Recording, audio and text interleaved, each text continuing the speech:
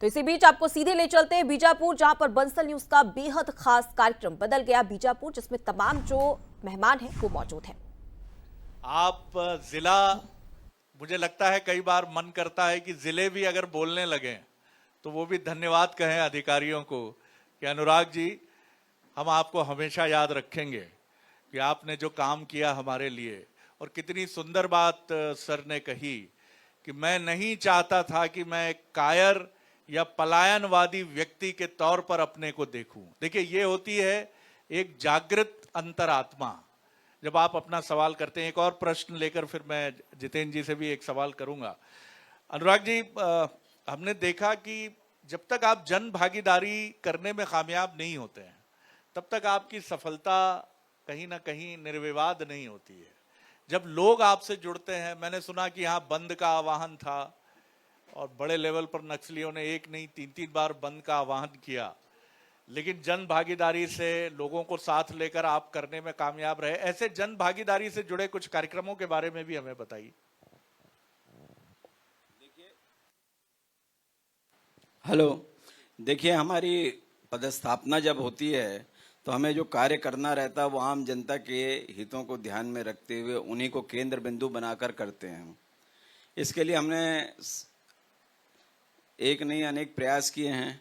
कुछ में काफ़ी हद तक सफल हुए, कुछ में कम, लेकिन हर एक में ईमानदारी थी। इसलिए जो है आम जनता भी पूरी जिला प्रशासन और पुलिस की टीम के साथ कदम ताल की, और उसका परिणाम है जो आप इंगित कर रहे हैं कि 3-3 बंद जो है फेल हुए।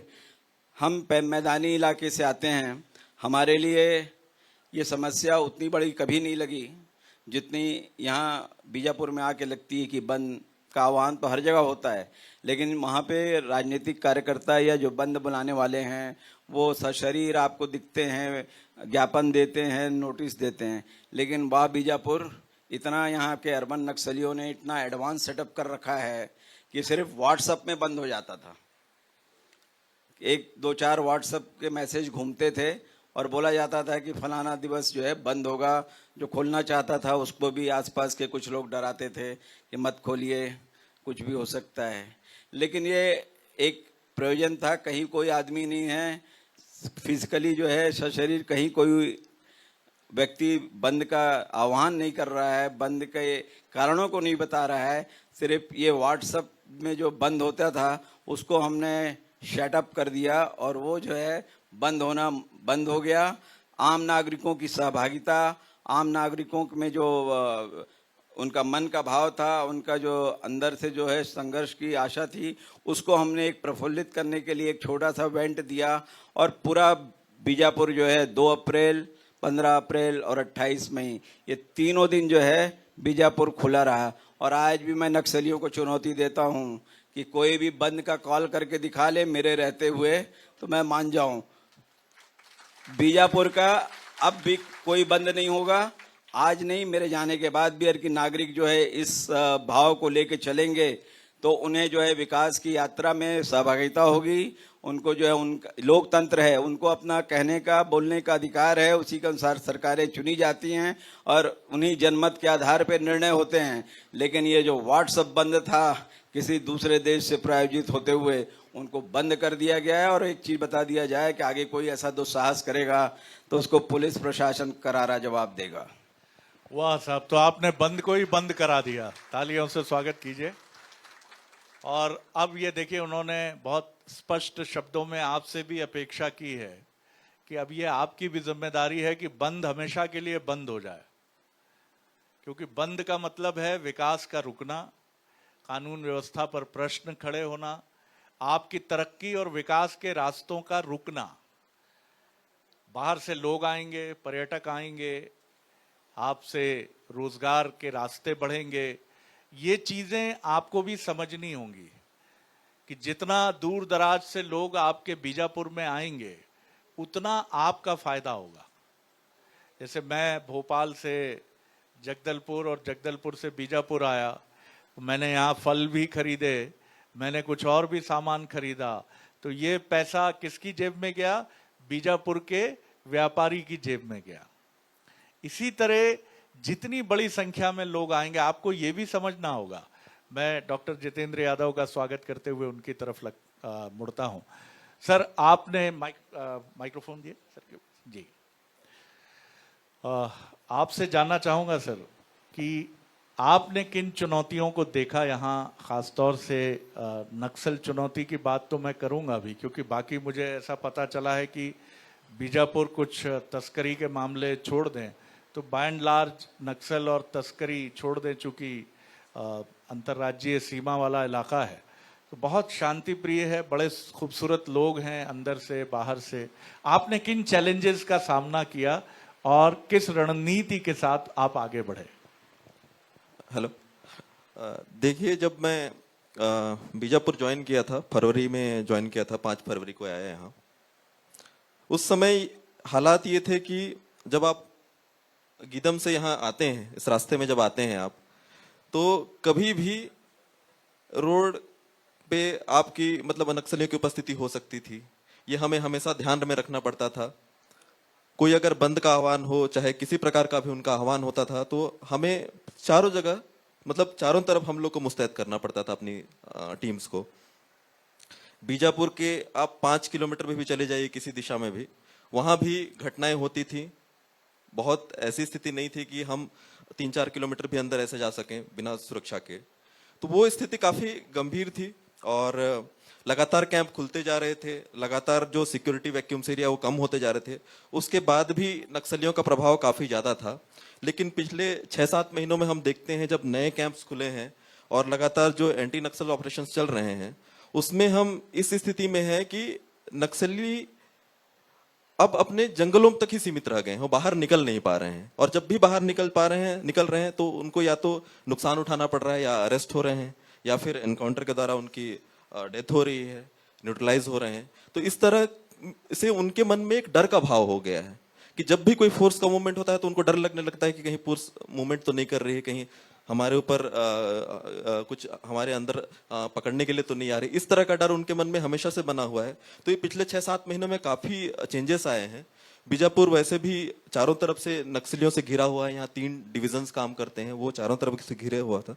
तो इस वजह से यहाँ काम करना काफी मुश्किल होता है। और ये एक टिपिकल जिला है जहाँ सिक्योरिटी वैक्यूम एरिया भी हमारे काफी ज्यादा हैं।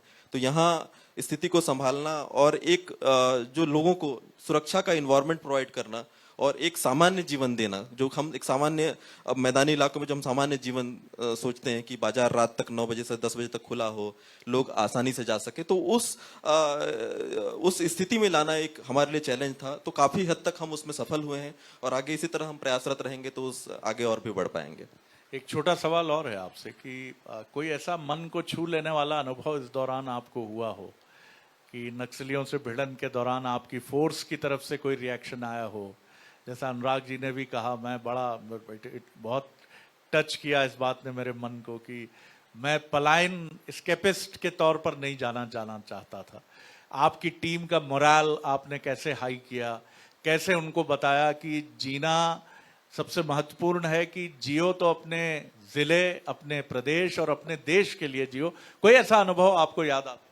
देखिए, इसमें मैं जैसे अगर मुझे मोरल या मोटिवेशन अपने फोर्स को देना होता है तो मैं जनरली एक स्टोरी बताता हूँ। आप यहाँ किसी भी जगह पे चले जाएंगे, किसी भी थाने के पास चले जाएंगे, तो वहाँ सामने में एक शिविर होता है जो उस टाइम में गांव से निष्कासित किए गए थे, जो लोग थे जो नक्सल के खिलाफ जिन्होंने लड़ा था, वो लगभग 20 साल से 25 साल से अपने घर से निष्कासित होके एक शिविर में जिंदगी जी रहे हैं।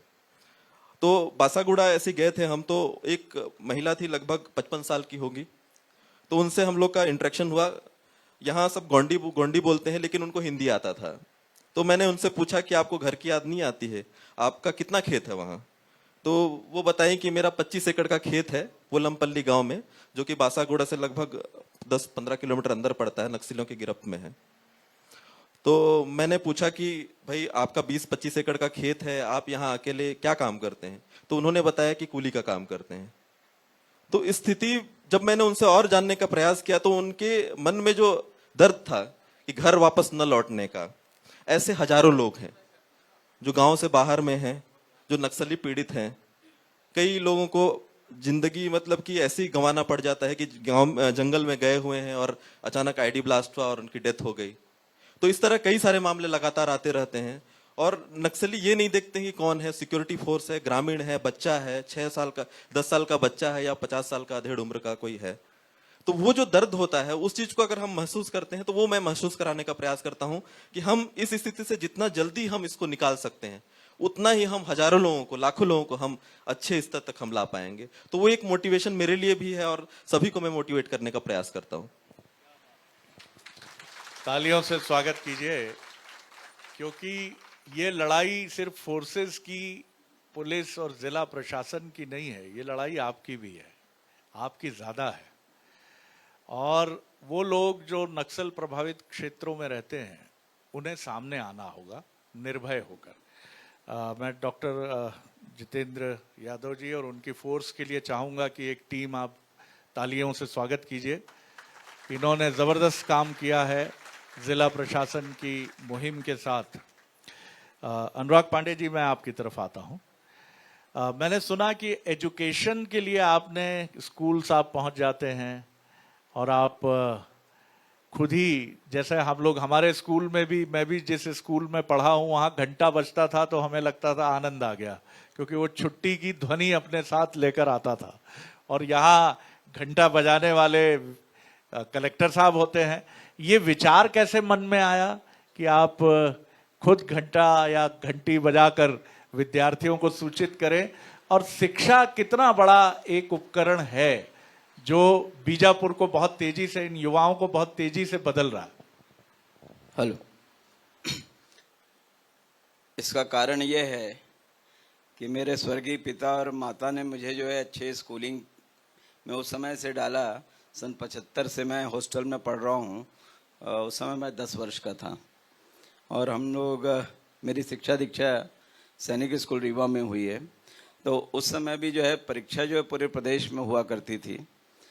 गिने चुने स्कूल हुआ करते थे बड़े, या तो पब्लिक स्कूल हुआ करते थे जहाँ बड़ी फीस थी, और सरकारी तौर पे अच्छे स्कूलों में एक सैनिक स्कूल था। तो उसकी परीक्षा पूरे प्रदेश में ग्वालियर, इंदौर, भोपाल, रीवा, जबलपुर और रायपुर में हुआ करती थी। तो उन्होंने मुझे उसके लिए प्रेरित किया। उस ज़माने में ना इंटरनेट था, टेलीफोन की सेवाएं भी ऐसी थी कि कभी कुछ सुना जाता है कभी कुछ नहीं। लेकिन उन्होंने उस समय भी जो है मुझे इसके लिए प्रेरित किया। बाकायदा हमने इसकी पढ़ाई की, कोचिंग ली और उसमें सेलेक्ट हुए। तो आज मैं जो कुछ भी हूँ एक शिक्षा के कारण ही हूँ। उसके पहले मैं सरस्वती मंदिर में पढ़ता था बिलासपुर में, फिर बाद में कॉलेज और JNU तक का सफ़र रहा।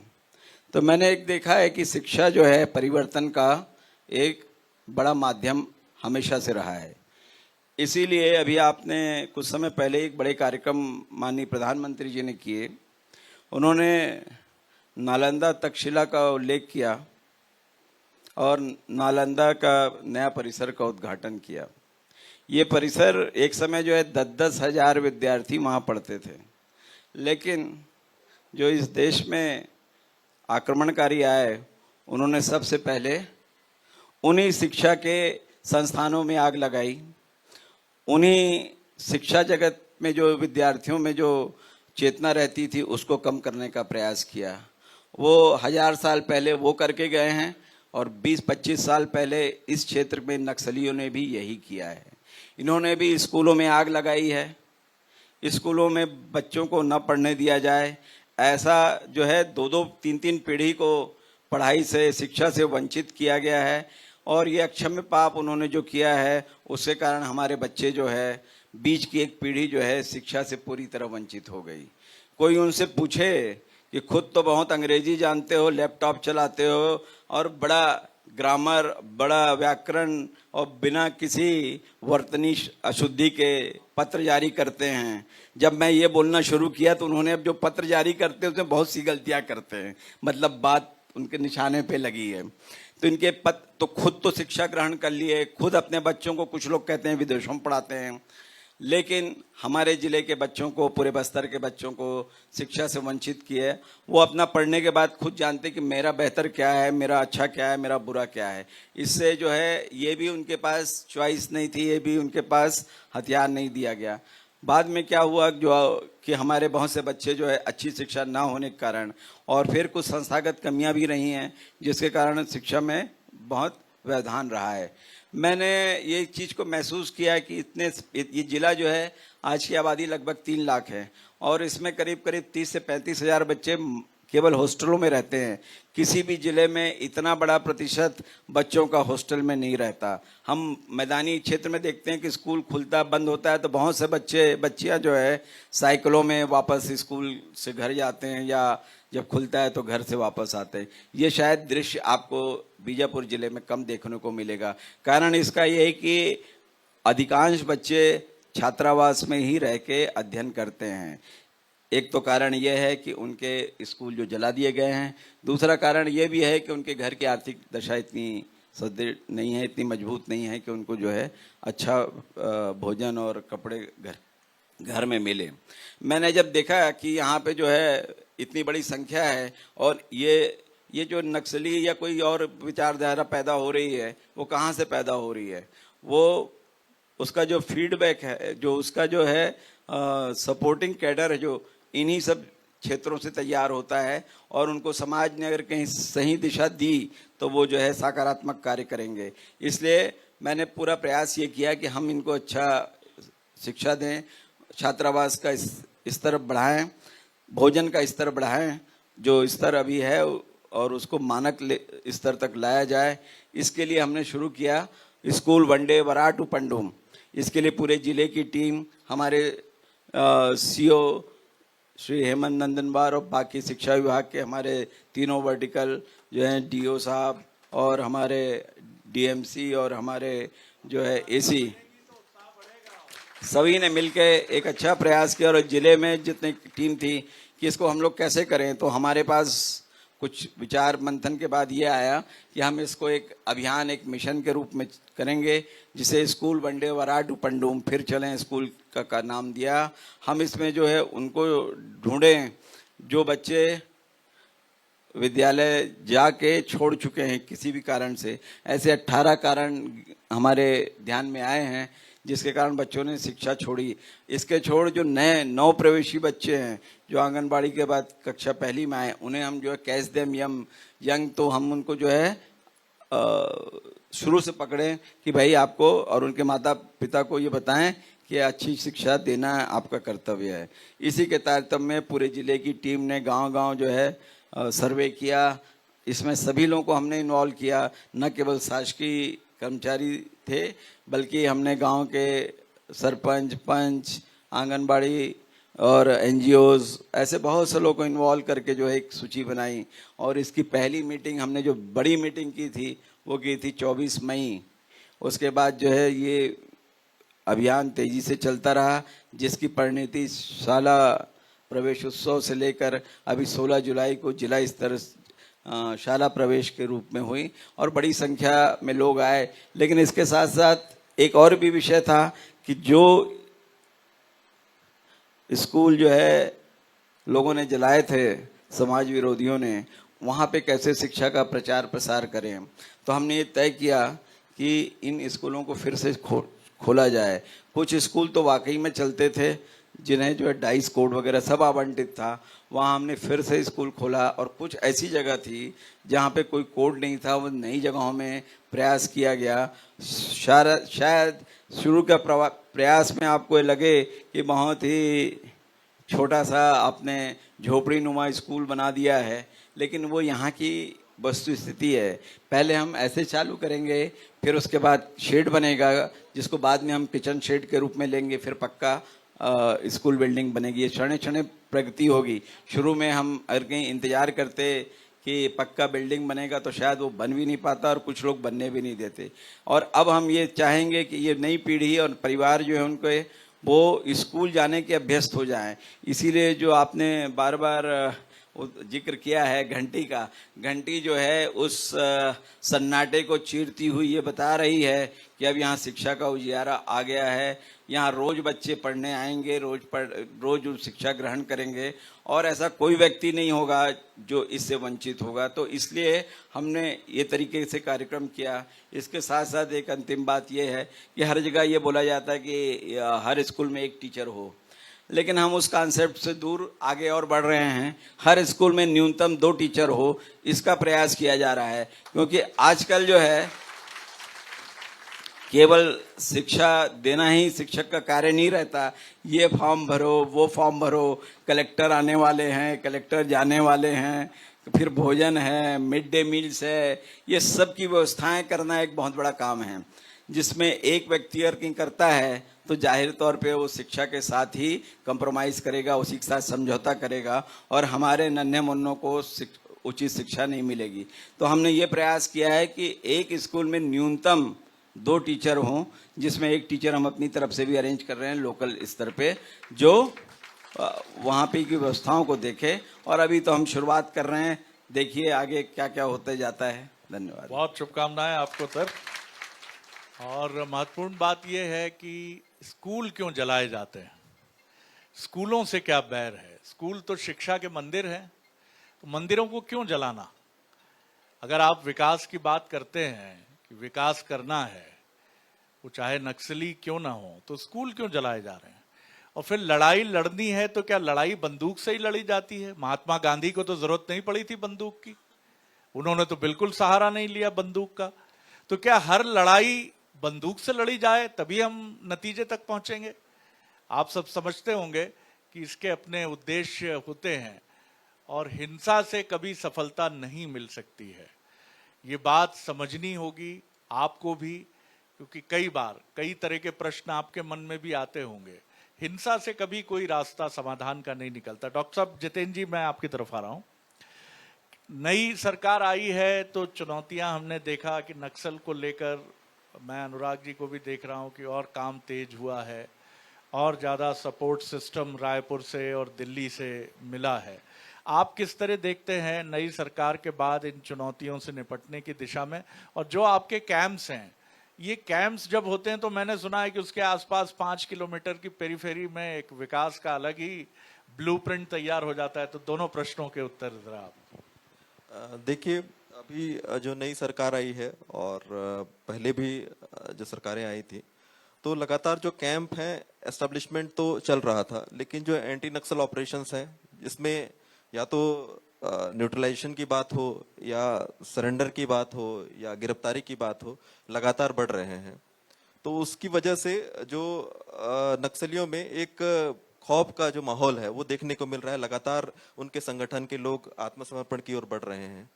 तो जैसे जैसे हमने नए नए कैंप खोले हैं, जैसे आपका दूसरे सवाल का मैं पहले जवाब दूंगा कि जैसे जैसे हमने नया कैंप खोला है अंदरूनी इलाकों में, जैसे मुतवंडी का कैंप है, अपना चिन्नागलूर, गुंडम, छुटवाही जो बटालियन के एरिया में जो कैंप है, तो उन्होंने पहली बार कोई ऐसा विकास देखा है जिसमें रोड आ रही है, बिजली मुहैया हो रहा है, टावर्स लग रहे हैं, एजुकेशन के लिए आपके आंगनबाड़ी खुल रहे हैं, आपके स्कूल खुल रहे हैं, पीडीएस के चावल उन तक ट्रैक्टर में पहुंच रहा है उनके घर तक। इसके अलावा नए बोर, जहां कहीं नाले का पानी पीते थे वहां बोर आ रहा है। तो कहीं ना कहीं जैसे नया जब कैंप खुलता है तो उनसे 5 किलोमीटर के दायरे में जितने 5 गांव हैं, अभी सरकार की एक स्कीम है नियत नैनानार, आपने भी नाम सुना होगा, जिसमें जितने जो नए कैंप खुले हैं उनके चारों ओर 5 गांवों को गोद लेने टाइप से किया गया है, जिसमें सभी प्रकार के 31 प्रकार के जो डेवलपमेंट इंडेक्स हैं उसमें काम करना है, जिसमें बिजली की बात हो, सड़क की बात हो, पीडीएस राशन की बात हो, सामुदायिक भवन की बात हो, आंगनबाड़ी की बात हो। तो जैसे जैसे कैंप खुलते जा रहे हैं तो ये सब भी डेवलपमेंट होता जा रहा है। तो अभी कई गांव ऐसे थे, जैसे कावड़ गांव में या मुतवंडी में हम जब कैंप खोलने जा रहे थे तो हमने देखा कि नालों से लोग पानी पी रहे हैं। तो उन गाँव में अलग अलग पारा में 5 बोरवेल्स खुदे हैं, रोड अभी पक्की सड़क पहुंच गई है वहां तक, टावर अभी तक जो जियो के टावर है वो लग चुके हैं, वहां बिजली भी पहुंचने वाली है। तो इस तरह का लगातार विकास हो रहा है। जो नए कैंप खुले हैं तो उससे ये बहुत फायदा हो रहा है नियत नल्लानार से। रही बात जो सरकार के जो एंटी नक्सल ऑपरेशंस में जो हमें सहायता है, तो वो सरकार की तरफ से पूरी हमें सहायता मिल रही है, जिसकी वजह से हमारे जवान और हमारे जितने भी जो अंग हैं जो काम कर रहे हैं इसमें, उनको पूरा सपोर्ट है और हम अच्छे तरह से काम कर पा रहे हैं। इसी के आप अनुरूप आप देख रहे होंगे कि सारे जिले, चाहे वो बीजापुर हो, सुकमा हो, नारायणपुर हो या कांकेर हो, सभी जगह एक अच्छा माहौल क्रिएट हुआ है। जो नक्सलवाद में जो के ग्रिप में जो काफी सारे जो एरिया थे, वो धीरे धीरे वो स्वतंत्र होते जा रहे हैं और वहां विकास की धारा बह रही है।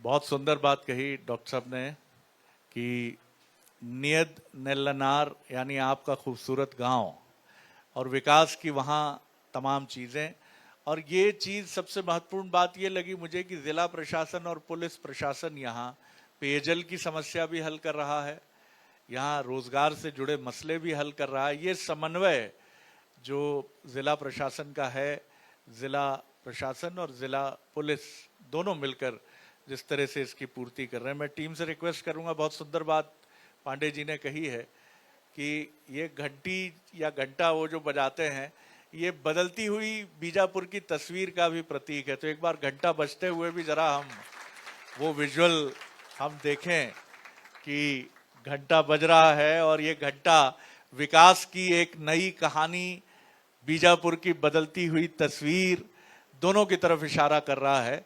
और ये बहुत जरूरी है क्योंकि सही बात है, हम पूजा भी करते हैं तो कहा यही जाता है कि जो घंटी पूजा के समय बजती है वो बताती है कि इस समय आपका पूरा ध्यान प्रभु के चरणों में है, प्रभु पर केंद्रित है। और ये जो हमारे कलेक्टर साहब की तरफ से ये जो इनिशिएटिव है, हाँ एक बार प्ले कीजिए। बीजापुर जिला माओवाद के आतंक और दहशत एक बार को और प्ले तोड़कर कीजिए, समग्र विकास फिर की देखते ओर हैं। तेजी से वाह, आगे बढ़। क्या बात है, वाह, ये अलग ही नजारा है। बीजापुर वाह, जिला वाह, माओवाद के आतंक और दहशत को तोड़कर समग्र सुंदर। विकास की ओर तेजी से आगे बढ़ रहा है। 2 पीढ़ियों एक मिनट जी, मैं इसी में एक बात बताना चाहूँगा। जब हमने घंटी का ऑर्डर दिया तो कुछ घंटियां तो यहाँ उपलब्ध हो गई, फिर उसके बाद पूरे छत्तीसगढ़ में घंटियां ही नहीं मिल रही थी। लेकिन मैंने बोला घंटी तो बजेगी ही जी, चाहे कहीं से लाना पड़े, घंटी तो आएगी। ऐसा मैं हाथ मलते न रह जाऊं कि घंटी नहीं है। तब मैं जिसने जो वेंडर था, मैंने बोला कि आपको घंटी हर हालत में जितनी मैंने चाहिए, करीब करीब 250 घंटियां हैं, मैं बोला 250 घंटी आपको लाना ही पड़ेगा क्योंकि हर विद्यालय में घंटी बजना है, इसमें कोई भी कोताही नहीं बर्दाश्त की जाएगी। तो उसने जो है थोड़े विलम्ब से ही सही, लेकिन उत्तर प्रदेश से जो है सीधी फिर घंटियां यहाँ ही वो अच्छी 4-5 किलो की घंटी है, थोड़ी महंगी भी लगती है मुझे, लेकिन फिर भी इस जिले में जो नैरेटिव सेट करना है उसके लिए आवश्यक लगा। आपने बहुत सुंदर शब्द इस्तेमाल किया कलेक्टर साहब ने कि नैरेटिव होता है कि जब आपको कोई बात सेट करनी होती है। सिर्फ पुराने समय में जब मुनादी होती थी तो क्या कहा जाता था, सुनो सुनो सुनो, हर आमो खास को ये तिला दी जाती है। वैसे ही ये घंटी एक बात सेट कर रही है, एक कहानी कह रही है आपसे कि बदल रहा है। और मुझे इनकी बात से ये भी याद आया कि एक कहावत है, ईंट से ईंट बजा दूंगा। और पांडे साहब को ये लगा घंटियां नहीं है तो घंटियां ही बजा दूंगा मैं, तो आप घंटियां मंगवाइए। पांडे साहब, यहाँ बहुत बड़ी संख्या में युवा बच्चे हैं जो जीवन का सपना देख रहे हैं, और ये सपना इन्हीं का नहीं है, इनके मम्मी पापा जो घर पर हैं वो एक सपना देख रहे हैं कि मेरा बेटा, मेरी बिटिया, अनुराग पांडे जी भी हो सकती है, डॉक्टर जितेंद्र यादव भी हो सकता है या हो सकती है, या बिजनेसमैन होगी, या एमबीए करके किसी कंपनी में काम करेगी। और वो अपनी सारी तकलीफें छोड़कर, क्योंकि मैं भी जब पहली बार हॉस्टल में गया तो मैंने पापा से कहा पैसा खर्च होगा, काफी संकट थे घर में। उन्होंने कहा नहीं, जब तक तुम्हारे बापूजी जीवित है कोई दिक्कत नहीं है बेटा, जाने का, मस्ती से पढ़ने का। आपके मम्मी पापा ऐसे ही आपको बोलते हैं, इसलिए बहुत रिस्पेक्ट कीजिएगा। सर, कुछ छोटे मोटे मंत्र इनको जरा दीजिए ना। जब मन टूटता है, आत्मविश्वास कमजोर होता है। 12वीं फेल जैसी फिल्में बताती हैं कि मार्कशीट से कुछ नहीं होता है, मार्कशीट तो सिर्फ एक कागज है। असली चीज है आपके मन की शक्ति, आपकी ताकत क्या है। थोड़ा सा इनको जरा कुछ गाइड कीजिए कि कैसे ये आगे बढ़े जीवन में।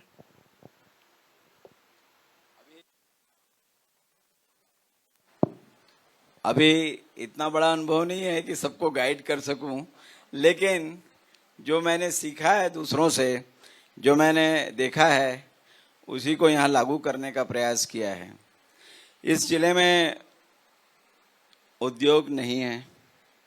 इस जिले में जो कृषि है वो सामान्य से नीची श्रेणी की है, अर्थात यहाँ की प्रोडक्टिविटी उतनी नहीं है जितनी होनी चाहिए, जो एवरेज भी है। यहाँ कोई अलग से व्यवसाय नहीं है। यहाँ कुल मिला के जो है शासकीय योजनाएं और उससे संबंधित कार्य ही है जीवों का उपार्जन के लिए एक महत्वपूर्ण बिंदु है, जिसके केंद्रित होकर सब काम करते हैं। तो मैंने एक तय मुझे लगा कि इसमें जो है बीजापुर के जो युवा हैं उनकी भूमिका लगभग शून्य के रूप में है या क्षीण ही है काफ़ी।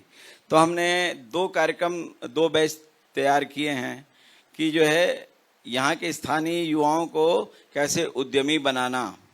उद्यमी बनाने के लिए हमने बड़ा जो ऐसा कोर्स डिज़ाइन किया कि जो बोझिल भी ना हो और इनको जो है आवासीय प्रशिक्षण दिया जाए, जिससे समय की बचत हो।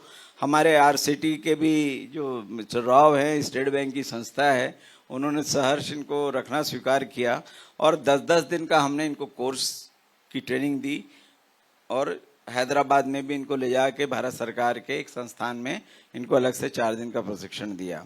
इनको ये बताया गया कि आप इसमें उद्यमी बन सकते हैं, उसके लिए आपको कुछ नहीं करना है। आधार कार्ड आपके पास है ही, पैन कार्ड बनवा लीजिए, जीएसटी नंबर ले लीजिए, एक रजिस्ट्रेशन और करा लीजिए किसी गुमास्ता एक्ट में या किसी कंपनी एक्ट, इसमें पार्टनरशिप एक्ट में, और आपकी कंपनी या आपका संस्थान तैयार। आप भी वहीं पे हैं जहाँ पे कोई अन्य सप्लायर या कोई और बिजनेसमैन और कोई उद्यमी हो, आप भी उसी के बराबर खड़े हो गए हैं। तो हमारा प्रयास रंग ला रहा है। अभी शायद 5-6 लोग ऐसे हैं जिन्होंने अपना उद्यम स्थापित कर लिया है और ये आगे भी चलते रहेगा, क्योंकि इनको जो आप जो बोल रहे हैं, क्योंकि इनको पहले ऐसा कोई मंच नहीं मिला था, ऐसी कोई व्यवस्था हुई नहीं थी जिसमें वो अपने आप को ढाल सकें, कोई उनका हाथ नहीं पकड़ा था। मैंने बात में हमेशा ये एक उदाहरण दिया। एक सरकारी यात्रा में मुझे इजराइल जाने का अवसर मिला था, तो वहाँ स्टार्टअप की स्टडी थी। वहाँ पे बात ये आई कि उस देश में जो है, जो कोई भी फेल होता है, कोई भी अपने उपक्रम में फेल होता है, तो उसे लोग ये बोलते हैं कि तुम उसके लायक नहीं, वो तुम्हारे लायक नहीं था, आप नया काम देखिए। ये लेकिन कुछ मानसिकता यहाँ ऐसी भी है कि अगर कहीं कोई आदमी अवसर का लाभ न ले पाए और सफल न हो पाए तो उसी को ही सब ताने झेलने पड़ते हैं। तो मैंने इनको यही बताया कि जब उस देश की उन्नति का यही राज है, आप भी यही सीखें और अपने लक्ष्य को आप पर कहीं साध लेते हैं तो उसके लिए आपके साथ आसपास जो भी हों उनको अपने साथ बुलाइए। आ जाते हैं अच्छी बात है, नहीं आते हैं उनके बिना और वो विरोध करते हैं, उसके बावजूद भी आप अपने लक्ष्य की ओर जाएं। बस इसमें एक चीज़ और बता दूं, एक हमने और सोशल मीडिया इन्फ्लुएंसर करके जो है एक और ट्रेनिंग दे रहे हैं। शायद प्रदेश में अपने आप में अनूठा ये वर्कशॉप और ट्रेनिंग हो रही है, जिसमें भी काफ़ी बीजापुर के युवा जो है भाग ले रहे हैं और आगे और बैच चलेंगे और इससे एक नई ऊर्जा आ रही है उनमें। उसमें आपको आश्चर्य होगा कि कुछ ऐसे भी हमारे जो है प्रशिक्षण प्राप्त कर रहे हैं जिनके 10-10 हज़ार फॉलोअर हैं, जिनके 10-10 हज़ार फॉलोअर हैं, लेकिन इनको जो है मोनेटाइज कैसे होना है, किस तरीके से इससे भी जो है आय अर्जित की जा सकती है, कैसे शासन के कई जगह योजनाओं में आप भाग ले सकते हैं, इन सब का ज्ञान नहीं था, जिसकी पूर्ति जो है इस प्रशिक्षण के माध्यम से कर रहे हैं। तो आज जो है बीजापुर जो है न केवल बदलता हुआ बल्कि बढ़ता हुआ बीजापुर है, और युवा शक्ति को जो बहुत आशा है, इन्होंने ये पूरा दंश सहा है। ये जहाँ भी जाते हैं उनको बीजापुर के नाम से जो है एक ऊपर से नीचे एक बार ऐसे देखते हैं जैसे कौन आ गया है। फिर इनके खुद भी संपर्क बड़ी सीमित हो जाते हैं, घर परिवार में भी लोग नहीं आ पाते। तो बहुत सारा विषय इन्होंने झेला है। अब ये और भी इस कश्मकश में अब और नहीं रहना चाहते हैं। इन्होंने तय कर लिया है कि हमें आगे बढ़ना है, और शासन एक सहायक हो सकता है, एक उत्प्रेरक हो सकता है, लेकिन आपको स्वयं आगे बढ़ना है और आप अपने अच्छे भविष्य के बारे में खुद दृढ़ संकल्पित होइए। जैसा कि आपने कहा कि घर परिवार से हमेशा आशा रहती है, वही मैं इनको बताता हूं कि कौन नहीं चाहता कि उनके माता पिता स्वस्थ रहें, इलाज हो, कौन नहीं चाहता कि उनके बच्चे पढ़े लिखें, कौन नहीं चाहता कि उनका घर अच्छा हो, कौन ऐसे विकास की योजनाओं से दूर रहना चाहता है। ऐसा कोई आदमी हो तो बताएं। मैंने बड़ी बड़ी सभाओं में पूछा कोई ऐसा सज्जन हो तो बताएं। उनको अनुराग पांडे जो है हाथ जोड़ के प्रणाम करेगा कि आप महान है करके, लेकिन अभी तक कोई आदमी ऐसा नहीं आया जो बोले कि हाँ मैं 12वीं पास हूँ तो मैं अपने बच्चे को 10वीं तक ही पढ़ाऊंगा। ऐसा कोई माँ बाप नहीं है। जो भी माँ बाप निरक्षर भी रहता है तो भी अपेक्षा करता है कि उसका बच्चा जो है कॉलेज जाए, PhD करे, अच्छा नौकरी में जाए। तो ये सब सामान्य जगह को हमने आप एक समझिए ग्रहण लगा हुआ था बीजापुर में कुछ समय से, उस ग्रहण को अब जो है छटा खुल रही है। और माननीय मुख्यमंत्री जी ने जो कहा है सुशासन का सूर्योदय, वाकई में यार कहीं सूर्योदय कहीं होता दिख रहा है। तो लोग जो इसको जो महसूस कर रहे हैं तो वो और कहीं नहीं, बीजापुर भी उनमें एक प्रथम स्थान बना रहा है। बहुत बढ़िया सर, बहुत बधाई आपको। मैंने कुछ समय पहले एक आदिवासी बिटिया से बातचीत की थी, आपके लिए बड़ी अच्छी प्रेरणादायक बात है। वो पुणे की एक मल्टीनेशनल कंपनी में काम कर रही थी और अभी अमेरिका में है। तो उसने मुझे बताया आंखों में आंसू भर के कि सर जब मैं पहली बार पुणे से अपनी मम्मी के लिए 1500 की साड़ी लेकर गई तो बहुत रोने लगी जोर जोर से कि इसमें तो बरसात में घर की मरम्मत हो जाती, तो इतनी महंगी साड़ी क्यों ले आई। और फिर जब वो अपने पेरेंट्स को लेकर मॉल में गई और मॉल में पापा ने पूछा खाने के बाद कि बिल कितना हुआ, तो उसने कहा करीब 2000-2500 के आसपास है। तो फिर मम्मी रोने लगी कि इतने पैसे में तो न जाने क्या क्या काम हो जाता। अब उसकी इच्छा है कि वो अपने मम्मी पापा को अमेरिका की यात्रा कराए। अब सोचिए, कुछ भी असंभव नहीं है। और दुनिया में सबसे बड़ी खुशी है कि अपनी मम्मी को एक बेहतरीन साड़ी देना और अपने पापा के लिए कुछ बहुत अच्छा गिफ्ट ले जाना। मैं तो इससे बड़ी दुनिया की कोई चीज नहीं मानता। आपकी तालियां बता रही कि आप भी नहीं मानते इस चीज। वाह क्या बात है। डॉक्टर जितेंद्र, मुझे बताइए कि कमिटमेंट और आगे क्या है आपके, क्या चुनौतियां आप अभी देख रहे हैं जिनसे पार पाना है। और आईईडी ब्लास्ट एक बड़ी समस्या है और वो चुनौती बनता है, और कई बार रिसेंटली भी ऐसे ही एक घटनाक्रम में एक महिला की मृत्यु होने की बात सामने आई है। और फिर ये बड़ी अजीब सी बात है कि आप लोगों के जीवन को छीन कर, चाहे वो सुरक्षा बल हो या आम व्यक्ति हो, उसके जीवन को छीन कर आप अपनी थ्योरी सामने रखना चाहते हैं। कैसे आप इन दोनों चैलेंजेस को देखते हैं? देखिए, बीजापुर के परिप्रेक्ष्य में चैलेंजेस तो बहुत ज़्यादा हैं। नक्सलवाद को अगर देखा जाए, अगर हम नक्सलवाद की बात करें, क्योंकि ये एक ऐसा क्षेत्र रहा है बीजापुर, जैसे आप गंगलूर हो गया या फिर आप साउथ बस्तर में जाएंगे तो ये कभी या आज भी रिक्रूटमेंट सेंटर रहे हैं नक्सलवाद के। और नक्सलवाद की अगर जो एक स्थिति जो देखी जाती है, जो एक हम यूटोपियन नक्सलवाद जो कहते हैं कि कैसा होगा नक्सलवाद, तो वो आपको बीजापुर में देखने को मिलेगा। रीजन बीइंग कि यहाँ का जो कैडर है बहुत स्ट्रांग है, यहाँ की जो जनताना सरकार है वो काफ़ी स्ट्रांग है, गांव में जो इनका जो प्रभाव है काफ़ी ज़्यादा है। तो वो एक हमारे लिए सबसे बड़ा चैलेंज है। हम इतने ज़्यादा एंटी नक्सल ऑपरेशंस करते हैं, इतने सरेंडर भी हो रहे हैं, गिरफ्तार भी हो रहे हैं, उसके बाद भी ये लोगों को मोटिवेट करना कम नहीं कर रहे हैं, लगातार ये भी संपर्क करने का प्रयास कर रहे हैं। तो वो हमारे लिए एक चैलेंज होगा कि इनकी जो नैरेटिव है, जो खोखली नैरेटिव है, उसके अगेंस्ट में हम कैसे जाएं। हमारा एंटी नक्सल ऑपरेशंस तो चलता ही रहेगा, बाकी सिक्योरिटी फोर्सेस के कैंप्स एस्टैब्लिश होते रहेंगे, लेकिन लोगों के मन में जो इनका जो एक इन्होंने जो एक नैरेटिव सेट करके रखा है कि अगर सरकार आएगी तो जितने जो खनन है वो स्टार्ट हो जाएंगे, इनका जल जंगल जमीन सब कुछ समाप्त हो जाएगा, डेवलपमेंट के अगेंस्ट में है सरकार। इस तरह का जो नैरेटिव ये फैलाते हैं, जो शुरू से रिक्रूट करते हैं, 8 साल की उम्र से बाल संगम के रूप में रिक्रूट करेंगे, धीरे धीरे धीरे उनको उनके मन में सारी चीजें जो इनके जो थ्योरीज हैं उनको इनग्रेंड करते हैं और उसके बाद में 17-18 साल में इनको अच्छे से रिक्रूट कर लेते हैं। तो ये जो एक प्रोसेस है इसको खत्म करना है। ये जो लोगों का जो माइंडसेट है, जो नक्सलियों ने जो किया है, जो सेट किया है और लगातार करते आ रहे हैं, उसको खत्म करना एक हमारे लिए सबसे बड़ा चैलेंज होगा। जब तक हम उस चीज को खत्म नहीं कर पाएंगे तब तक हम नक्सलवाद से जीत नहीं पाएंगे। तो वो मुझे लगता है कि आने वाले समय में ये एक बहुत महत्वपूर्ण चीज है जिसमें सभी की भागीदारी बहुत महत्वपूर्ण है, चाहे वो कॉलेज के स्टूडेंट हो, स्कूल के स्टूडेंट हो या ग्रामीण हो या कोई भी हो। तो उस चीज को समझना पड़ेगा।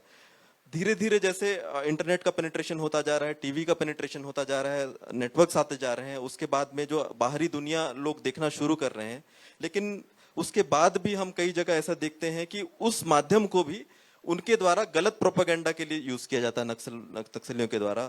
और उसमें ऐसी बातें बताई जाती हैं कि जो सरकार जो कर रही है वो उनकी विरोधी है। और हमारे ऐसे क्षेत्र हैं जहां पहली बार शासन पहुंचा है, प्रशासन पहुंच पाया है, वहां उन लोगों को समझाना थोड़ा मुश्किल होता है। तो इस चीज को इस नैरेटिव को हम लोग को काउंटर करना है और उनके मन में ये विश्वास दिलाना है कि जो सरकार है उनके फायदे के लिए है। और अभी जो पिछले कई दिनों में हम देखने को मिल रहा है कि ये नैरेटिव सेट होता जा रहा है और इस कारण नक्सलियों में बौखलाहट बहुत ज्यादा है। दूसरी बात जो आप आईडी की बात कर रहे हैं, जिसमें सिक्योरिटी फोर्सेस को नुकसान पहुंचाने की वजह के लिए कई जगह आईडी लगाते हैं, तो पिछले कई दिनों से जो एंटी नक्सल ऑपरेशंस बढ़े हैं उसकी वजह से ये जो इनके जो आईडी लगाने का जो तरीका है वो बहुत ज्यादा हो गया है, मतलब जो संख्या है बहुत ज्यादा हो गया है। अब ये इस बात पर अड़ गए हैं कि हम तो लगाएंगे चाहे कोई भी मरे। हमें ये सूचना मिलती है कि मुतवंडी गांव को सबक मिला है कि एक आदमी मरा है, हमारे बोलने के बावजूद अगर ये मूव कर रहे हैं। भाई जंगल का आदमी है, वो अपना जंगल में ही जीवन यापन होता है उसका, वो चार चिरौंजी हो या फिर अपने गाय को चराने के लिए हो या फिर कोई तेंदू पत्ता तोड़ने के लिए जंगल में तो जाएगा ही। लेकिन ये क्या कर रहे हैं कि वहां भी इतने जगह आईडी लगा दे रहे हैं कि इनको खुद पता नहीं कहाँ आईडी लगा है और उसमें मासूम ग्रामीण उसमें गंभीर रूप से या तो घायल हो रहे हैं या मृत्यु हो जा रही है। तो ये ग्रामीणों को भी समझना पड़ेगा और सभी लोगों को समझना पड़ेगा कि ये नक्सली किसी के नहीं है।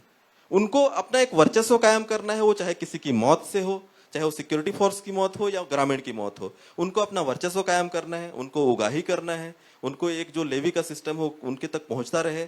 उसके अलावा कोई विचारधारा बची नहीं है।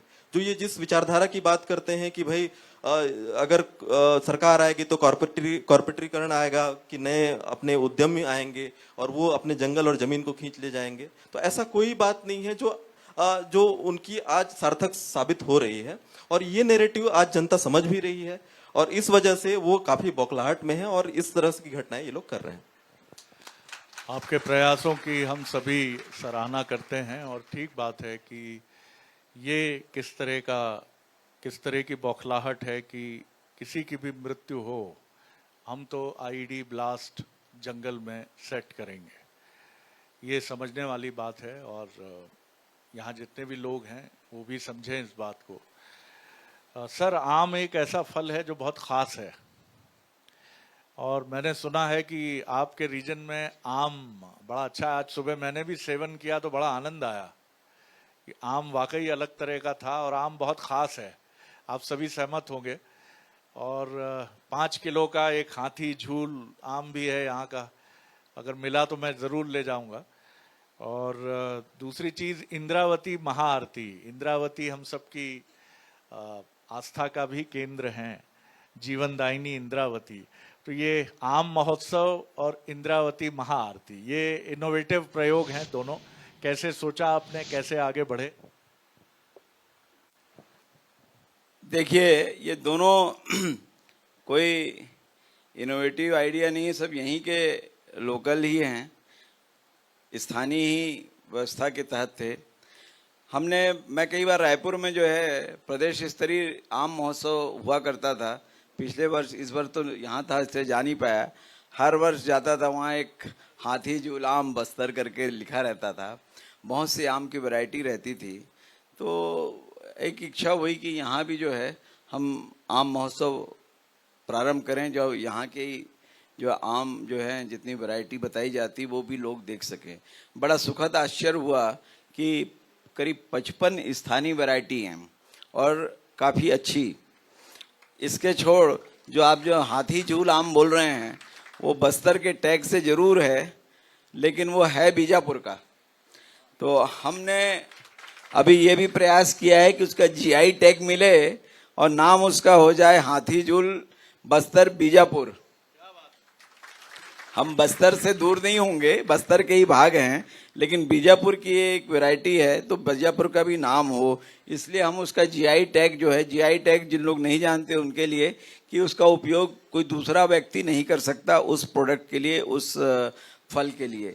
और हमारा टैग लाइन, और इसमें जो हमने पहली बार जिले में महिलाओं को जो व्यंजन आम के बने हुए व्यंजन प्रदर्शन करने को कहा, और हमारी टैग लाइन थी यहाँ हर आम है खास। इसको आप सिर्फ फल ही नहीं व्यक्तियों को से भी समझ सकते हैं कि हर आम व्यक्ति जो है इस जिले में खास है, और न केवल फल बल्कि व्यक्ति भी जो है हमारे लिए उतना महत्वपूर्ण है। इसका अच्छा प्रतिसाद था, आगे भी ये कंटिन्यू रहेगा ऐसी उम्मीद है। दूसरा, आपने कहा कि इंद्रावती महाआरती जो है, हमने देखा है कि इंद्रावती इस पूरे नदी जो है पूरे जिले को काफ़ी भाग में बहती है और एक जो है सीमा भी बनाती है, लेकिन इसमें सिर्फ हम और बहुत से लोगों की आजीविका का ये जरिया भी है। कई जगह जो है इससे सिंचाई पानी भी प्राप्त करते हैं, कुछ जगह जो है इसमें जो है आर पार के लिए जो है नए अवसर भी लोग ढूंढने जाते हैं। तो हमने इस नदी को जो है, इस पवित्र नदी को जो है एक आरती के रूप में जो है भोपालपट्टनम में किया। एक वहाँ घाट है, वहाँ पे कार्यक्रम किया गया, काफ़ी लोग उसमें आए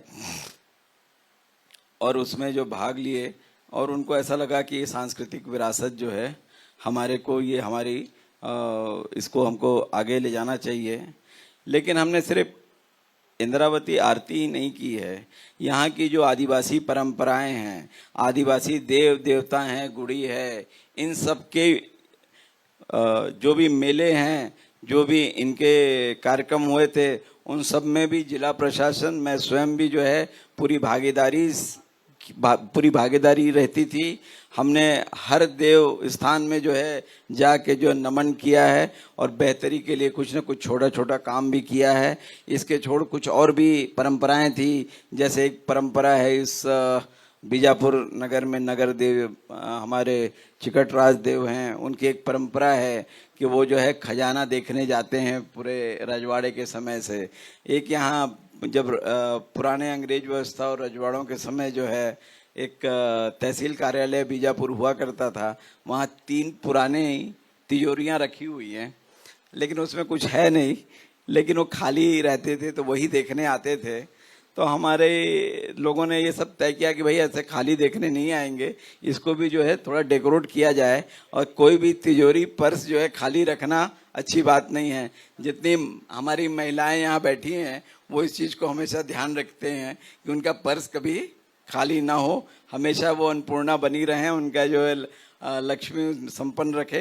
तो हमने भी एक टोकन जो है सभी तिजोरियों में चांदी के सिक्के रखवाए कि भगवान देखने आ रहे हैं तो कम से कम खाली तिजोरी तो न देखें। और वो जब खाली तिजोरी नहीं देख रहे हैं, भरी तिजोरी देख रहे हैं, वो भी जो है सांकेतिक रूप में, तो उसका फल परिणाम ये रहा कि अभी जो है लगातार बारिश इतनी अच्छी हो गई है बीजापुर में कि लोग जो है संपन्न रहें, ये अपेक्षा रहती है। तो हम न केवल आदिवासी संस्कृति को बढ़ावा देते हैं, बल्कि उसके अपनी एक सांझी संस्कृति, अपनी सांझी विरासत समझ के उसमें भी उतने ही भागीदारी करते हैं जैसे किसी अन्य कार्यक्रम के लिए। और इसको जो है इस जिले ने महसूस किया है कि अभी हाल के वर्षों में इन कार्यक्रमों में जो है जिला प्रशासन, अधिकारी, पुलिस सबकी उपस्थिति बढ़ती जा रही है। बहुत बढ़िया, तालियों से स्वागत। बिल्कुल ठीक बात है कि तिजोरी न मन की खाली रहनी चाहिए न पर्स की खाली रहनी चाहिए, क्योंकि मन में भी एक खजाना है कि नहीं? आप सब युवा बैठे हैं, मन भी खाली नहीं होना चाहिए। खाली मन शैतान का घर, इसलिए कोई भी चीज खाली नहीं रहनी चाहिए, नहीं तो कहा जाता है उसमें शैतान आ जाता है। शैतान का मतलब होता है इविल थॉट्स, खराब विचार ये आ गए तो ये सब गड़बड़ कर देते। मैं कुछ नहीं कर सकता, मैं तो बहुत कमजोर महसूस कर रहा हूं, मैं तो छोड़ देता हूं बीच में ही कोर्स को। ना, बिल्कुल भी नहीं। डॉक्टर साहब, नक्सल पुनर्वास, इसको लेकर भी जिला प्रशासन भी प्रयास कर रहा है। मुझे पता चला, जब कलेक्टर साहब की तरफ आऊंगा तो वो भी कुछ रोशनी डालेंगे कि 70 नक्सल हिंसा से पीड़ित लोगों में से करीब 17 लोगों को अनुकंपा नियुक्ति के पत्र वगैरह, ज्यादा 70 लोगों के लिए जो है अनुकंपा नियुक्ति के कार्रवाई अंतिम चरणों पे है। 70 लोगों को, ये बहुत अच्छी बात है, क्योंकि बात सिर्फ बातों तक सिमट कर न रह जाए। संवेदना शब्दों की भी महत्वपूर्ण है, लेकिन उससे अधिक महत्वपूर्ण है कि आप उसे कार्यान्वित करें। तो किस तरह से आप नक्सली पुनर्वास नीति को देखते हैं? आपके जवान भी जो हैं वो भी आश्वस्त रहें कि वो जा रहे हैं लाम पर, जब लड़ाई पर जा रहे हैं तो उनका जीवन, उनके परिवार का जीवन, दोनों की सुरक्षा की गारंटी सरकार और पुलिस प्रशासन दे रहा है। और दूसरी इसी के साथ जुड़ी जो महत्वपूर्ण बात है कि नई सरकार के आने के बाद आप इन चीजों में कितना बूस्टअप देखते हैं? देखिए, नक्सल पुनर्वास जो होता है उसमें हम इसको दो भागों में बांटते हैं। एक तो नक्सल पीड़ित परिवार जो है उनके लिए सरकार क्या कर रही है, दूसरा जो है नक्सल पुनर्वास। तो सबसे पहले हम नक्सल पीड़ित परिवार और शहीदों के लिए हम सबसे पहले बात करते हैं। तो जो नक्सल पीड़ित परिवार है, जैसे कि कलेक्टर साहब बता रहे थे कि अभी 70 लोगों का जो नक्सल पीड़ित परिवार है उनकी जो नौकरी है अंतिम चरण में है, और इससे पहले भी कई परिवारों को नौकरी मिली है। इसी प्रकार पुलिस में भी नौकरी मिली है, और पुलिस में भी कई ऐसे कार्य होते हैं जिसमें हम उनको नौकरी प्रदान करते हैं। इसके अलावा जो इमीडिएटली लगभग 10 लाख की जो राशि होती है, 5 लाख छत्तीसगढ़ सरकार से और 5 लाख केंद्र सरकार से, वो तत्काल मुहैया किया जाता है। अगर कोई गंभीर रूप से घायल हो जाता है, जैसे कोई अपंग हो जाता है, तो उसके लिए अलग से राशि निर्धारित की गई है। इसके अलावा जैसे अगर कोई शहीद होता है, हमारे फोर्स से कोई शहीद होता है, तो उसके लिए जो एक जो राशि मिलती है वो पूरे इंडिया में सबसे अच्छी है। चाहे वो सीआरपीएफ का जवान हो, चाहे वो हमारा फोर्स ना हो, अगर सेंट्रल आर्म्ड फोर्सेस के भी हो, तो उनको भी वो राशि प्रदान की जाती है और तत्काल मुहैया की जाती है। इसके अलावा तत्काल अनुकंपा की जो नियुक्ति है वो भी किया जाता है। तो पूरी तरह से या तो नक्सल पीड़ित हो या फिर शहीद हो, उसका पूरा ख्याल रखा जाता है। हर जिले में एक अलग से शहीद सेल गठित किया गया है, और अभी जो सरकार है, जो अभी सरकार जो गठित हुई है, उन्होंने नया नक्सल सेल, जिसमें पुलिस अधीक्षक को एज अध्यक्ष रखा है और मेंबर्स रखे हैं, ताकि जो शहीद के ऐसे प्रकरण हैं जिसमें त्वरित कार्रवाई नहीं हो रही, उसका मॉनिटरिंग 15 डेज में पीएचक्यू के माध्यम से भी होता है। तो ये जब नए सरकार के आने के बाद में काफी इस पे फोकस किया जा रहा है, चाहे वो शहीद परिवार हो या नक्सल पीड़ित परिवार हो, तो उनकी नौकरी के, उनके रोजगार के अवसरों को देखा जा रहा है। दूसरा जो आप बात कर रहे थे नक्सल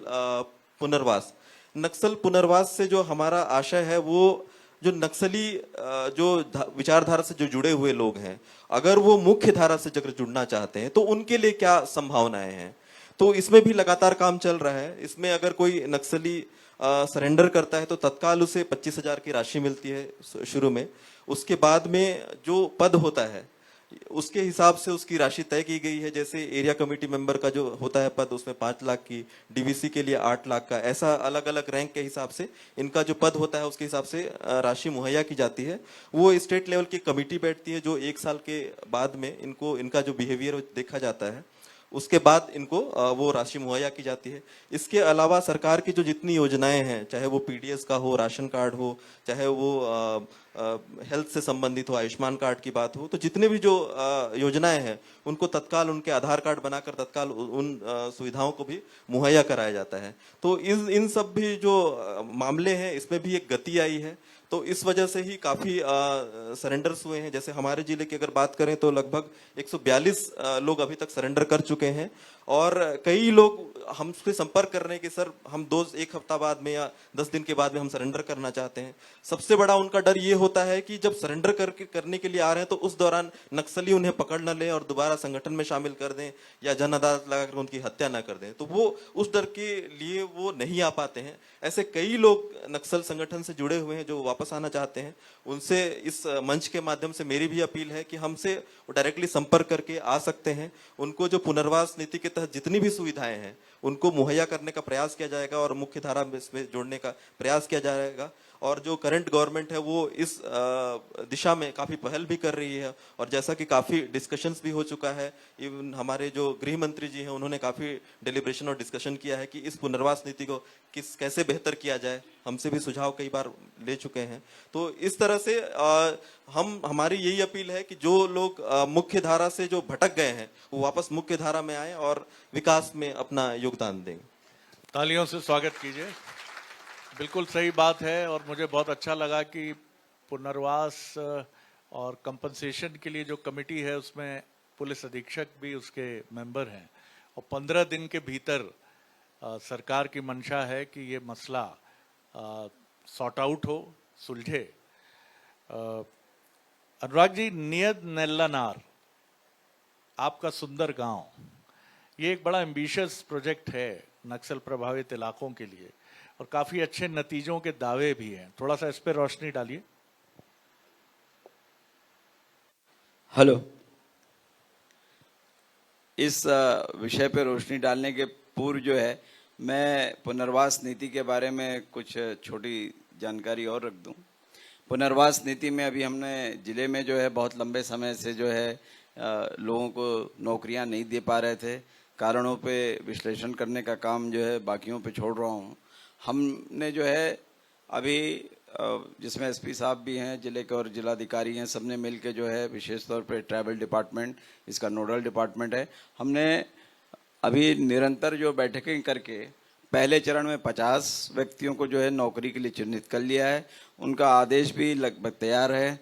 दूसरे आज ही हमने मीटिंग दोबारा और की कि हमारे पास कुछ और भी रास्ते हैं, कुछ और भी जगह मिल गई तो 20 और इस तरीके से 70 लोगों को हम शासकीय सेवा में नियुक्ति देने के लिए बिल्कुल तैयार हैं।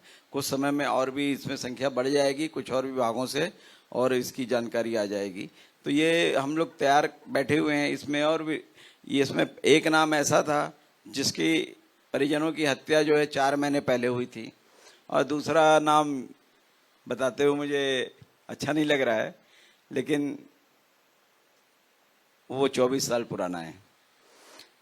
तो इतना लंबा अंतराल रहा है, पता नहीं हम कहाँ इसमें काम करने में चूक गए।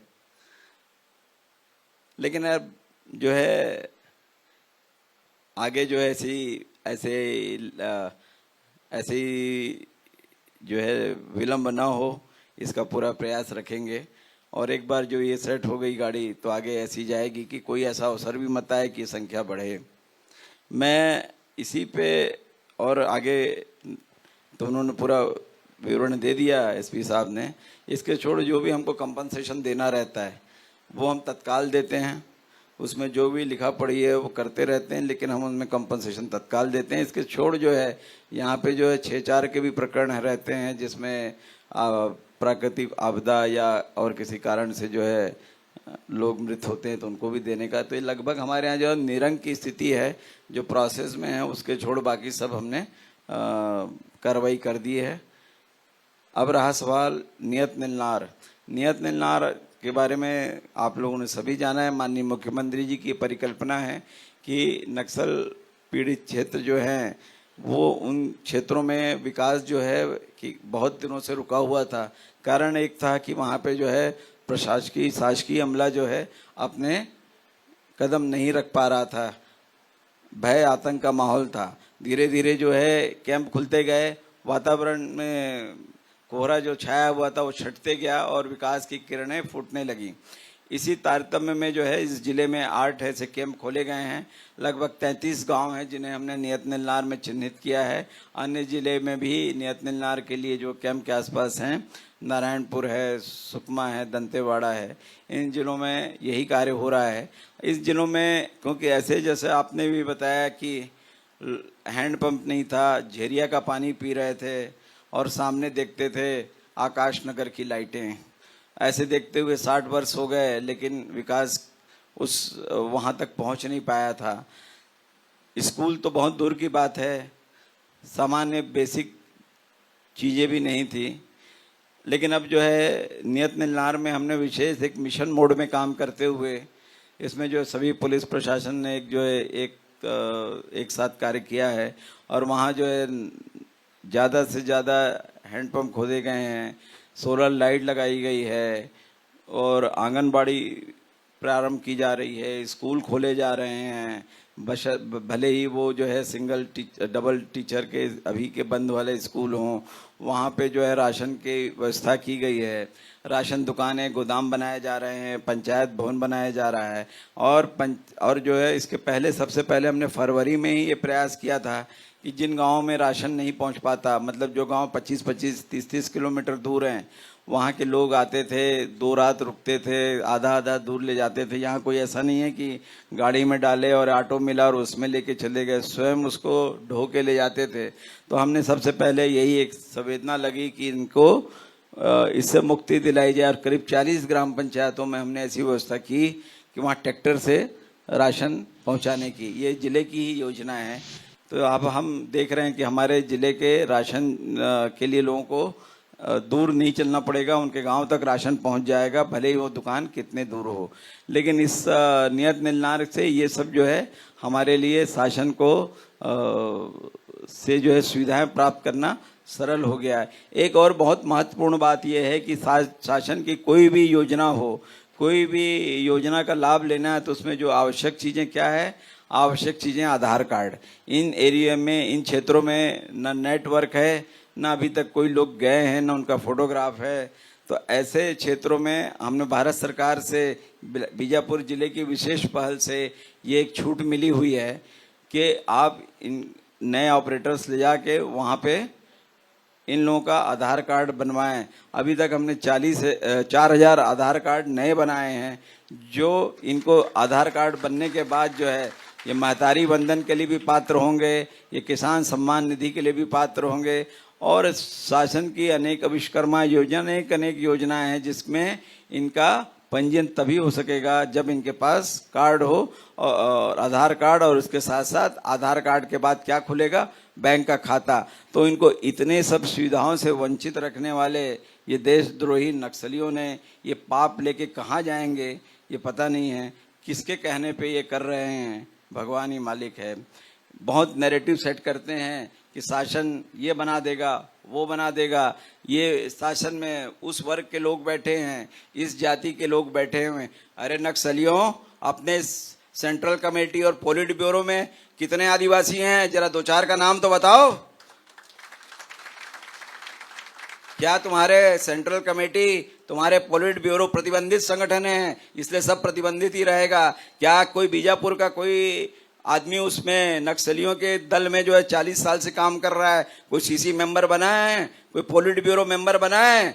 नहीं बना है। लेकिन छत्तीसगढ़ शासन और ये राज्य शासन के ऐसी अनेक योजनाएं हैं जिस इस बीजापुर जिले का युवक जो है वो IAS भी बना है, कलेक्टर भी बना है, कमिश्नर भी बना है और जज भी बना है। तो ये जो लोकतंत्र की जो है ये थाती, ये जो है लोकतंत्र से ये भाव आता है कि सबको समान अवसर मिलेगा। बाबा साहब ने कि समान अवसर के लिए संविधान बनाया है तो वो सभी के लिए है और इसमें बीजापुर के भी नागरिकों का फायदा हो रहा है। लेकिन इनकी संस्थाएं खुद जो है एक अलग माइंडसेट पे, एक दुश्मन देश के रास्ते के इशारे पे काम कर रही हैं, इसलिए यहाँ के लोगों को आगे बढ़ना नहीं देना चाहता मैं। फिर भी और इसका जवाब जो भी है, कौन कौन अलग अलग फर्जी नाम रहते हैं उससे भेजना, जरा हम भी देखें कितने होशियार लोग हैं। तो आप लोगों को ये मैं बार बार बताना चाहता हूँ कि शासन जो है बीजापुर के हर एक नागरिक का उत्थान चाहता है और उसके लिए हमेशा जो है जी। तत्पर है।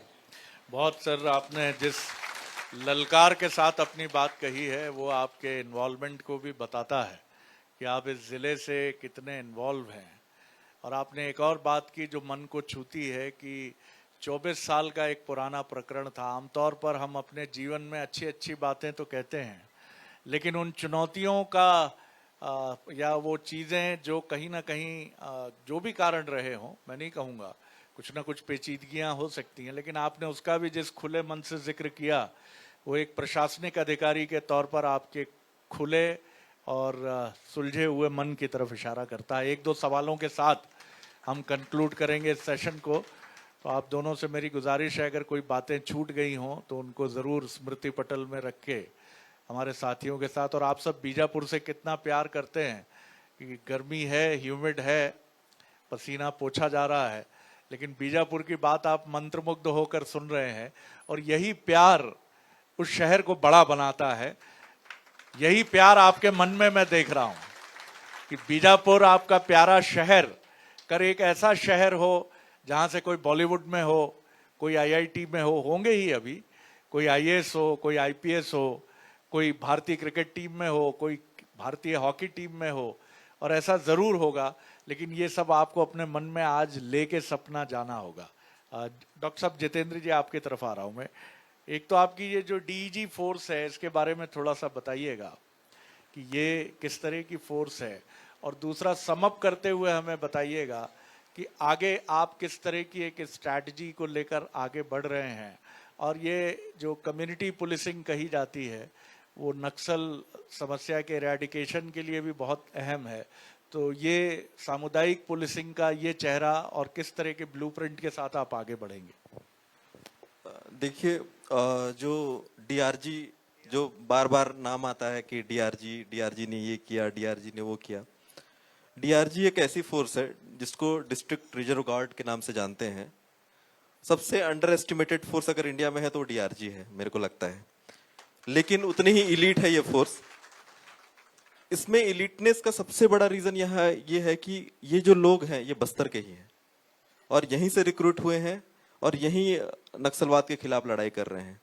और अगर इनका जज्बा देखा जाए, लड़ने का तरीका देखा जाए, या इसमें अगर वो जो भावना है मतलब कि नक्सलवाद को खत्म करने का, तो सबसे ज्यादा है। ये ऐसी फोर्स है जो आप अगर बोलेंगे कि 10 लोग आप निकल जाइए, बटालियन में घुस के आ जाइए, तो ये वापस आ जाएंगे।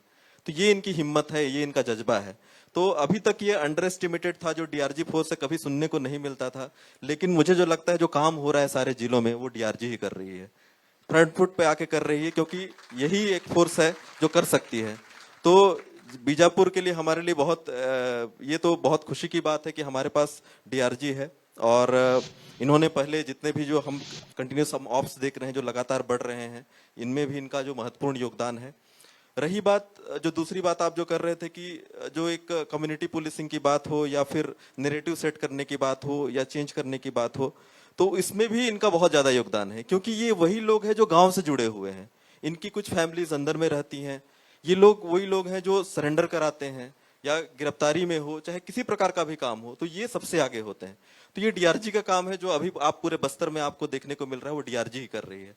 अगर मैं कहूं तो इसमें किसी सेंट्रल एजेंसीज जो सेंट्रल आर्म्ड फोर्सेस है उनकी कोई इसमें कोई नेगेटिव बातें नहीं है। उनका एक अपना अलग रोल है और डीआरजी का एक अपना अलग रोल है। तो वो भी जैसे कोबरा की फोर्स है, सीएपीएफ की फोर्स है, वो हमारे सारे ऑप्स में इन्वॉल्व होती है, कैंप में होती है, आरओपी ड्यूटीज में, अलग अलग ड्यूटीज में इन्वॉल्व होती है। लेकिन क्योंकि ये हमारी लड़ाई है तो लड़ना तो हमें ही है। तो उसमें जो मुख्य जो काम कर रही है वो आज डीआरजी कर रही है। तो मैं उनको सभी को बधाई देता हूं और सबको मतलब बहुत बहुत शुभकामनाएं देता हूं कि वो बहुत इतने अच्छे तरीके से काम कर रही है। दूसरी बात जो कम्युनिटी पुलिसिंग की है, हम लगातार गांव में जाते हैं, सिविक एक्शन प्रोग्राम करते हैं, और जो नई जो डेवलपमेंट्स हो रही हैं, जो नियत निलानार के थ्रू हो और जो शासन की जितनी योजनाएं हैं उनके थ्रू हो, तो वो एक हमारे कम्युनिटी पुलिसिंग ही है। जब लोग, अब अगर कावड़ गांव की बात करें, एक ऐसा गांव है जो पिछले आजादी के बाद उसने न तो रोड देखा था, न वो कोई स्कूल देखा था, न लाइट देखा था। आज वहां तक पक्की सड़क बन गई है कावड़ गांव तक, और वो पिछले 3-4 महीने पहले वहां कैंप खुला और अभी वो रोड बन चुकी है, पक्की सड़क बन चुकी है। वहां हैंडपंप्स नए लग गए हैं, स्कूल खुल गया है, बिजली आ रही है। जियो के टावर्स खुल गए हैं वहां पास। तो ये एक जो डेवलपमेंट है वो इटसेल्फ एक कम्युनिटी पुलिसिंग का काम करती है। इसके अलावा जो हमारी फोर्सेस है अंदर अंदर तक जाती हैं, जब भी गांव में जाती हैं तो लोगों को बताती है कि नक्सलवाद कैसा है, उसका क्या रूप है, उसका जो चेहरा गंदा चेहरा होता है उसको लोग समझ नहीं पाते हैं। उसको एक ऐसे चीजों से जोड़ते हैं कि हम सब में समानता लाएंगे, कम्युनिज्म लाएंगे, उस तरह का एक अलग सा नैरेटिव सेट किया जाता है। तो उस नैरेटिव को तोड़ने का प्रयास कर रहे हैं और मुझे उम्मीद है कि ये जो लगातार जो एंटी नक्सल ऑपरेशंस भी चल रहे हैं, साथ में जो विकास की जो धारा बह रही है जिले में या फिर पूरे बस्तर संभाग में, तो वो कहीं ना कहीं इनके नैरेटिव को तोड़ने में बहुत सफल रहेगी। उसी का एक जो प्रोडक्ट है वो देखने को मिलता है कि नक्सली लगातार बौखला रहे हैं, अलग अलग स्टेटमेंट जारी कर रहे हैं, अलग अलग तरीके से वो प्रयास कर रहे हैं कि सरकार को डिस्क्रेडिट करें, जो ऑपरेशंस को डिस्क्रेडिट करें और जो योजनाएं हैं उसको डिस्क्रेडिट करें, लेकिन वो ज्यादा दिन तक चलने वाला नहीं है। और मुझे लगता है आगामी 2-3 सालों में हम बहुत बेहतर स्थिति में हो जाएंगे और बीजापुर को एक अच्छे विकसित जिले के रूप में हम लोग देखने में सफल होंगे। क्या बात है, क्या बात है। और आपकी एक बात ने मेरे मन को बहुत छुआ कि ये हमारी लड़ाई है और हमें ही इसे लड़ना है। तो डीआरजी फोर्स आपको सलाम कि आप ये लड़ाई लड़ते रहिए, क्योंकि ये लड़ाई आपकी है, बस्तर की है और ये लड़नी आपको ही है। सर, आप सैनिक स्कूल से हैं और अगर मैं गलत नहीं हूं तो हमारे सेना प्रमुख भी इस समय जो है वो सैनिक स्कूल से, रीवा से ही हैं। और कुमुद मिश्रा मेरे मित्र भी हैं, बहुत अच्छे एक्टर हैं बॉलीवुड के, वो भी सैनिक स्कूल रीवा से। अनेक अधिकारी आईपीएस, आईएएस और अलग अलग, बहुत प्रसिद्ध है सैनिक स्कूल, क्योंकि वो आपको अनुशासन सिखाता है। मैंने सुना आप बीजापुर में इन युवाओं के लिए भी सैनिक स्कूल लाने की तैयारी कर रहे हैं जी। मैं आपने ठीक सुना है, न केवल थल सेना अध्यक्ष बल्कि नौसेना अध्यक्ष एडमिरल दिनेश त्रिपाठी, वो दोनों भी जो है सैनिक स्कूल रीवा के हैं। मैं प्रयास सर की खुल जाएगा तो मुझे खुशी होगी, लेकिन ये यहाँ के आदिवासी समाज, मुस्लिम समाज, इनकी मांग है कि यहाँ सैनिक स्कूल खुलना चाहिए। मैंने उनका पत्र जो है पत्रवाहक के रूप में जो है एक स्थान पे पहुँचाया है। तो ये उनकी, यहाँ के लोगों की अभिलाषाएं है, इन लोगों की इच्छाएं हैं कि यहाँ ऐसी व्यवस्था हो। और ये बड़ी अच्छी बात है कि लोग यहाँ के भी इस तरीके के एक सकारात्मक सोच रखते हैं और उन समाज का जो पत्र है वो मैं जरूर माध्यम बना, ये बात सच है। हाँ जी जी। मैं जिस उद्योग विभाग में पहले काम कर रहा था, उस विभाग में ही जो है ये निजी रेल लाइन, मतलब राज्य स्पॉन्सर्ड रेल लाइन की परिकल्पना की थी, जिसके कारण जो आज कई रेल लाइन पे काम हो रहा है। और कुछ रेल लाइन जो है उसमें ट्रेनें भी चल रही हैं, खरसिया तरफ चल रही हैं और बहुत से रेल लाइन के काम चल रहे हैं। तो ये 2008 से मेरे अपने ध्यान में रहता है कि ये काम चल रहा है। मैंने देखा कि बीजापुर में जो है, लेकिन बीजापुर का एक सर्वांगीण विकास हो तो यहाँ जो एक रेल लाइन की नितांत आवश्यकता है। न केवल बीजापुर के लोगों के लिए आवश्यकता है बल्कि देश के लिए आवश्यकता है, रेल के लिए आवश्यकता है। क्योंकि हम देखते हैं कि आज आप लोगों ने एक साल पहले तक ये नेशनल हाईवे ध्यान होगा आपको, तो यहाँ कोई ट्रेलर नहीं गुजरा करते थे। आप महोदय, आप अभी आए हो, आप देखेंगे कि लगातार जो है 100-150 ट्रेलर जो हैं स्टील के हार्ड रोल कॉइल लेके, HRC कॉइल लेके जो है दक्षिण की ओर जा रहे हैं। वैसे ही जो है ये बेलाडीला बचेली से जो है आयरन ओर जा रहा है। और आप न केवल जा रहा है बल्कि ये मार्ग नेशनल हाईवे बहुत अच्छा होने के कारण बहुत सी हैवी मशीनरी जो है हैदराबाद के रास्ते, जो छत्तीसगढ़ और छत्तीसगढ़ ही नहीं, वो उड़ीसा, झारखंड और बंगाल तक इसी रास्ते से जा रही है। तो ये इतना महत्वपूर्ण रास्ता है। तो एक सुझाव था जो जिला की समीक्षा बैठक में माननीय प्रभारी मंत्री जी और माननीय सांसद जी के समक्ष जो प्रस्तुत किया, उन्होंने इसकी तारीफ की। और हम अपने माननीय सांसद महेश कश्यप जी के बहुत बहुत शुक्रगुजार हैं, जिन्होंने इस विषय को जो है लोकसभा में भी उठाया। तो देर सवेर ये लाइन की एक चर्चा शुरू हो गई है। लाइन तत्काल तो नहीं आएगी, लेकिन एक इसकी जो है परिकल्पना, इसकी सर्वे आदि के बारे में जो है जितने प्रमुखता से ये मांग रखी जाएगी वो होगा। इसके साथ साथ जो है नागरिकों का भी जो है काफ़ी विकास होगा, पूरे जिले का विकास होगा, जिसका हम एक थोड़ा छोटा सा उदाहरण देखते हैं। सरगुजा में जब तक रेल लाइन नहीं थी, अभी सरगुजा की रेल लाइन करीब करीब 30-40 किलोमीटर पहले टर्मिनेट होती थी सूरजपुर के आसपास, लेकिन जब से सरगुजा में रेल लाइन आई है, सरगुजा भी जो है एक अच्छा विकसित जिला के रूप में बढ़ रहा है। तो रेल लाइन से आने से जो है काफ़ी विकास होगा, इस परिकल्पना को मैंने रखा और ऊपर माननीयों ने इसको समर्थन दिया। अगर कभी ये रेल लाइन बनती है तो मुझे बहुत खुशी होगी। वाह साहब वाह, बिल्कुल सही बात है। जब मैं पत्रकारिता की पढ़ाई कर रहा था तो महाराष्ट्र के एक गांव में गया, हम बच्चे स्टूडेंट थे, तो वहाँ पे कुछ लोग धरना दे रहे थे, किसान। तो मैंने उनसे पूछा, आपको समझ में आएगा इससे कितना, मैंने उनसे पूछा कि क्यों आप धरना दे रहे हैं। मुझे लगा इनकी कोई मांग होगी, कोई अत्याचार हुआ होगा, कोई मर्डर हुआ होगा। उन्होंने कहा नहीं नहीं, कुछ भी नहीं हुआ ऐसा।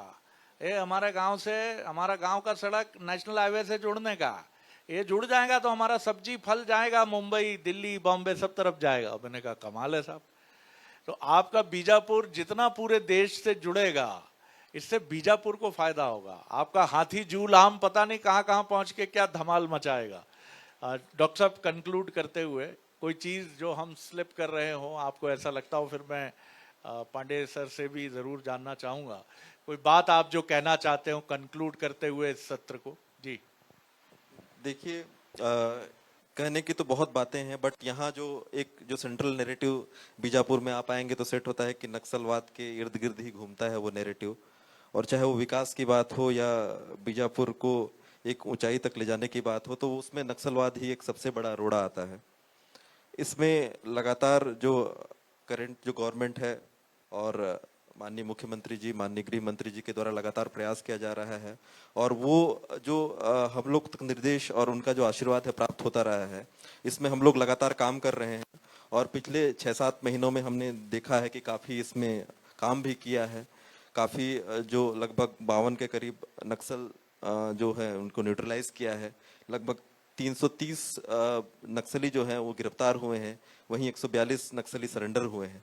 तो ये एक जो पॉजिटिव जो नैरेटिव जो सेट हो रहा है बीजापुर के लिए, उसमें कहीं ना कहीं नक्सलवाद एक पीछे की तरफ जा रहा है, और हमारी जो शासन की जो सुविधाएं हैं, हमारी जो शासन की जो योजनाएं हैं, वो गांव-गांव तक पहुंचने में सफल हो रही हैं। अगर यही स्थिति रही, और हम कोशिश करेंगे कि ये जो गति है और तेजी से हम लाएं, ताकि बीजापुर को नक्सलवाद के जो गर्त से उसको बाहर निकालें। और ये एक निगेटिव जो हम कहते हैं कि क्या कहना चाहिए, एक समय है, जितना समय तक ये नक्सलवाद के चपेट में रहेगा, हम उतने ही पीछे चलते जाएंगे और विकास उतना ही निगेटिवली होता रहेगा। तो हम उस चीज को रोकना है, और जितना जल्दी से जल्दी हो सके हमको बीजापुर को नक्सलवाद के ग्रिप से निकालना है और यहाँ विकास की धारा को बहाना है। और हमारी भी यही कोशिश रहेगी कि जब तक हम रहेंगे, ये जो एंटी नक्सल ऑपरेशंस चल रहे हो या विकास की जो बातें चल रही हैं, उसको और तेजी गति से हम इस जिले में करेंगे, ताकि यहाँ के जो लोगों को जो इतने सालों से न्याय के लिए तरस रहे हैं, जो एक्चुअल न्याय है उसके लिए तरस रहे हैं, वो उनको न्याय मिल सके। धन्यवाद। क्या बात है। और मैं ये भी देख रहा हूँ कि 2 साफ नीयत के अधिकारी किसी जिले में आते हैं और उनकी चमकती हुई आंखें ये बताती हैं कि उनका लक्ष्य एक ही है, इस जिले का एक इंटेग्रल एकीकृत विकास का एक सपना उनका होता है। तो मैं यहाँ मंच पर इन दोनों अधिकारियों को देख रहा हूँ। सर, कंक्लूड करते हुए, बातें तो बहुत सी होंगी, मैं भी समझ रहा हूँ, 10-10 पुस्तकें, अपनी पसंद के लेखक, ये भी एक बड़ी अच्छी पहल है, क्योंकि अच्छी पुस्तकें जीवंत देव प्रतिमाएं हैं, जिनकी आराधना से तत्काल ज्ञान रूपी प्रकाश मिलता है। आचार्य नरेंद्र देव ने ये बात कही थी। जी, कंक्लूड करते हुए आप क्या कहें? आपने बहुत अवसर दिया, समय की मर्यादाएं हैं। मैं बहुत सारी बातें मैंने की है, हमारे एसपी साहब ने की है, लगभग हमारे दोनों की बातों में कोई अंतर नहीं है, अलग अलग अंदाज से कहा है, लेकिन लक्ष्य एक ही है। आज जो है, जो एसपी साहब कह रहे हैं कि नक्सलवाद खत्म हो, लोगों को न्याय मिले, मैं भी इसी विचारधारा का हूं, और इसको दृढ़ प्रतिज्ञित करते हुए हम लोग फील्ड में काम करते हैं। और फील्ड में हम जो है हमेशा ये ध्यान रखते हैं कि हम लोग जब भी लीड करें तो भी लीड फ्रॉम फ्रंट। हम जो है पीछे से अधिकारी कर्मचारी को बोलते नहीं कि जा तू करके आ जा, हम स्वयं जाएंगे, स्वयं सुदूर क्षेत्रों का दौरा करेंगे। कई में एसपी साहब साथ में रहते हैं और कई बार इनका फोन भी आता है मेरे पास कि आगे मत जाइए। तो सबसे पहले मैं तो यही पूछता हूँ किसने बताया उनको करके। खैर ये एक मर्यादा रहती है, सुरक्षा उनकी जिम्मेदारी है। लेकिन आज जो बीजापुर है कुछ दिनों बाद ये जरूर परिवर्तित हो जाएगा। उसकी जो है आहटें दिख रही हैं आप लोगों की, जो है आप लोगों की यहाँ उपस्थिति, आप लोग के, और बीजापुर शहर में भी आप जाएंगे तो एक बदली हुई फिजा मिलती है। ये सब जो है यहाँ के नागरिकों को इसका श्रेय जाता है। हम लोग तो केवल उत्प्रेरक हैं, कैटलिस्ट हैं, जो है इस कार्य को जो है थोड़ी गति दे देते हैं। हमारे बीच जो है बड़े लब्ध प्रतिष्ठित कवि मीर अली मीर साहब बैठे हुए हैं। इनकी एक बड़ी फेमस कविता है, मुझे नहीं पता कि आपके बीच में सुनाई होगी इन्होंने, नंदा जाही का। तो आपसे मैं अनुमति और क्षमा के साथ इस कविता को आगे बढ़ाता हूँ। नंदा जाही बीजापुर में नक्सली नंदा जाही पिला के पिता के हत्यारा, बहनी मन के सुहाग के लुटेरा, नक्सली है नंदा जाही राशन के लुटैया, तेंदुपत्ता के चोरैया, वसूली करैया, नक्सली नंदा जाहीगा, नक्सली नंदा जाही। जीवन में पहली कविता यही मैं बना रहा हूँ। कमाल है, कमाल है, कमाल है जी। हेलो ये है एक जिले के मालिक जब अपनी बात कहते हैं तो निश्चित रूप से हृदय की गहराइयों में जाकर अपन देखें तो एक मोती की चमक आपको मिलेगी। और डॉक्टर जितेंद्र जो बैठे हैं एसपी साहब, उनका जो संकल्प है, उनकी जो ताकत है, जो क्षमता है, जो जिले के मालिक को भी कहते हैं कि इसके आगे आपको नहीं जाना है, ये चिंतन है, ये चिंता है बीजापुर। तो ये बदल गया बीजापुर, इतना अच्छा कार्यक्रम हुआ और कार्यक्रम के माध्यम से हम लोग युवाओं के बीच बैठ कर के चर्चा कर रहे हैं। तो निश्चित रूप से अपना मन भी युवा है, हालांकि उम्र में हम युवा नहीं लगते होंगे, लेकिन आदमी होता है। और ये जानकारी हमारे कलेक्टर साहब ने दी कि 31 अगस्त उनकी इसी महीने में सेवा से मुक्त हो जाएंगे, लेकिन उनकी सेवाएं जो हैं बीजापुर के लिए आजीवन मिलती रहेंगी। विचार से हम सहमत हैं।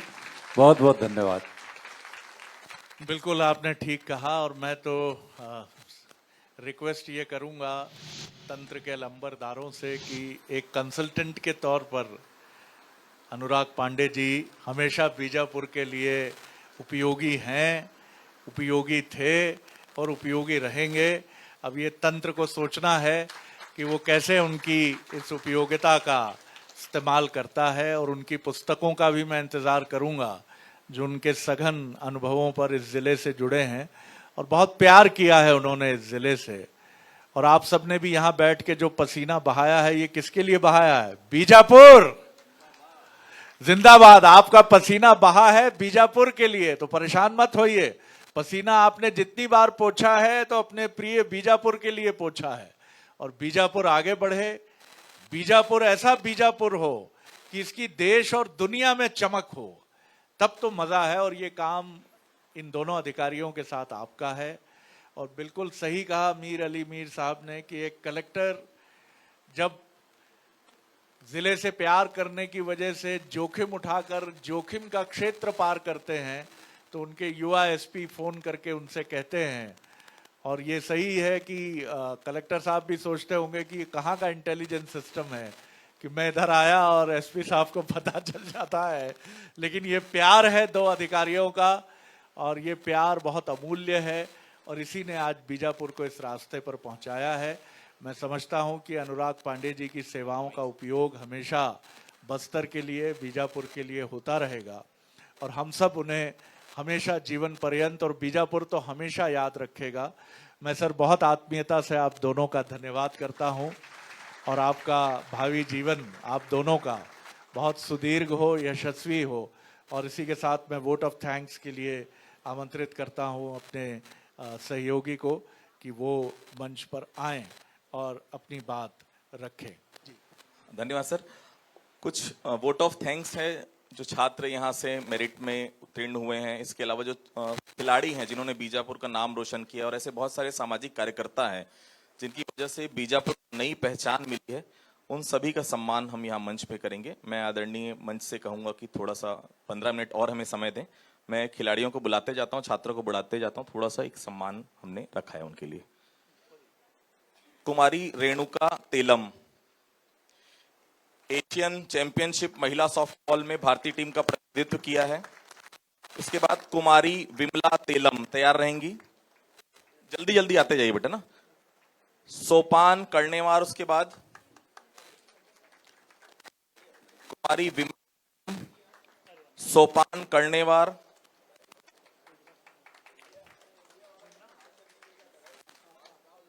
विमला तेलम, तालियां।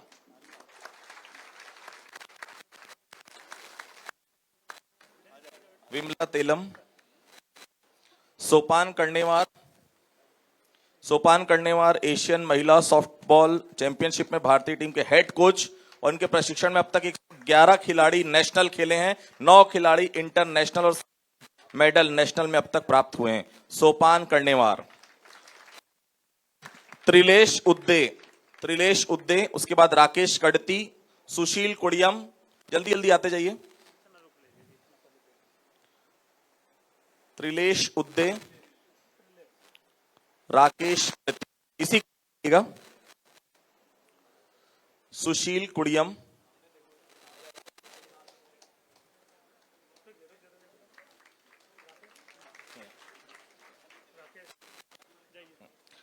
इसके बाद अक्षय चौहान, एंजल हाई, दिशा यादव, रूबी गुप्ता, नेहा पटेल तैयार रहेंगी।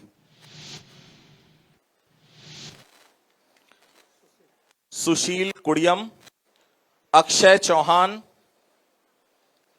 अक्षरा चौहान, माफ कीजिएगा, अक्षरा चौहान, ये स्वामी आत्मानंद इंग्लिश मीडियम स्कूल की हैं।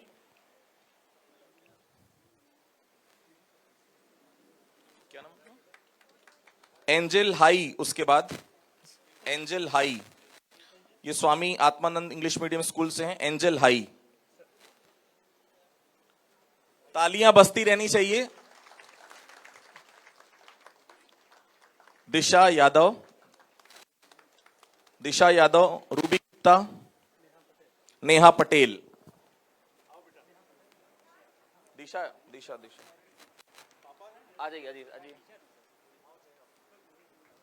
दिशा,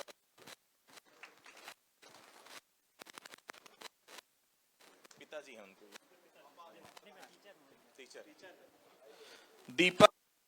दीपक चिलमुल, दीक्षा नेताम, रमेश पुनेम, कुरसम जितेंद्र, सिमरन यालम।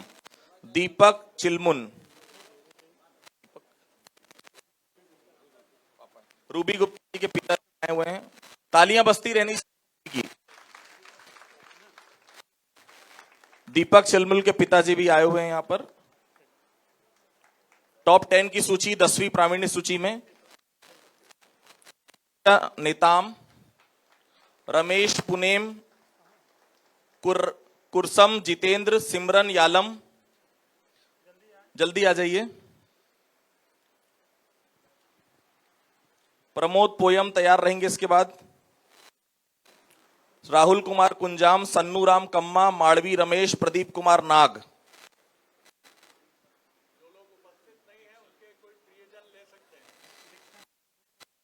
दीक्षा Netam, Swami Atmanand English medium school Bhairamgarh से हैं, 10वीं की प्रावीण्य सूची में स्थान बनाया, तालियां बजती रहनी चाहिए।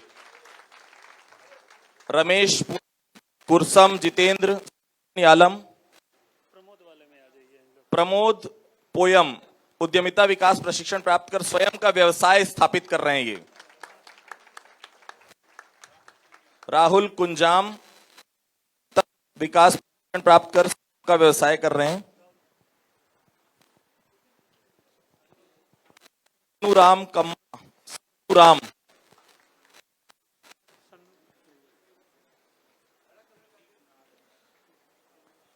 प्रदीप नाग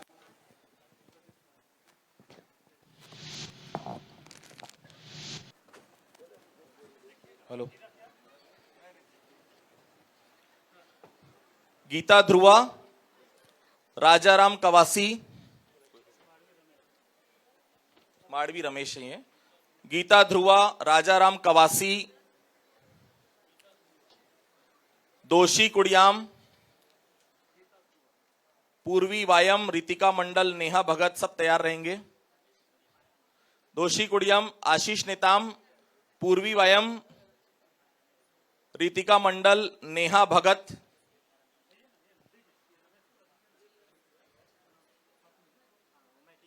आ जाइए टीचर है उनके।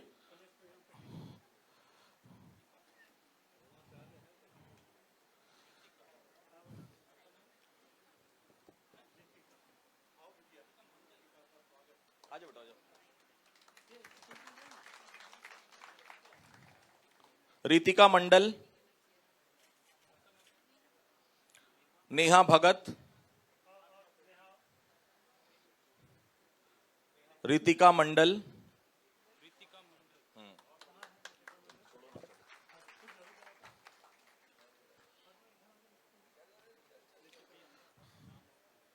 सुरेश चंद्राकर जी को बुलाना चाहूंगा। चंद्राकर मिनरल्स के हेड हैं सुरेश चंद्राकर, मंच पर आ जाएं। इसके बाद जी वेंकट आ जाएं जीवीआर कंस्ट्रक्शन से, और उसके बाद बीजा दूतीर संस्थान के जो वॉलेंटियर्स हैं उनमें से 4-5 लोग आ जाएं।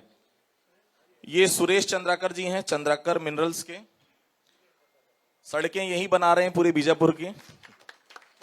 जीवीआर कंस्ट्रक्शन से जी वेंकट जी का मैं बहुत स्वागत करता हूं। और बीजा दूतीर के लिए जोरदार तालियां। 4-5 वॉलेंटियर्स आ जाएं बीजा दूतीर के। संस्था है बीजा दूतीर जो बीजापुर के लिए काम करती है, बीजा दूतीर।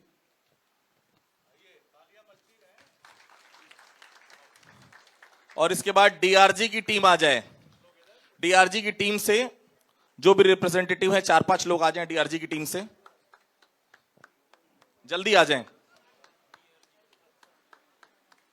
तालियां बजती रहे, डीआरजी की टीम के जवान आ जाएं।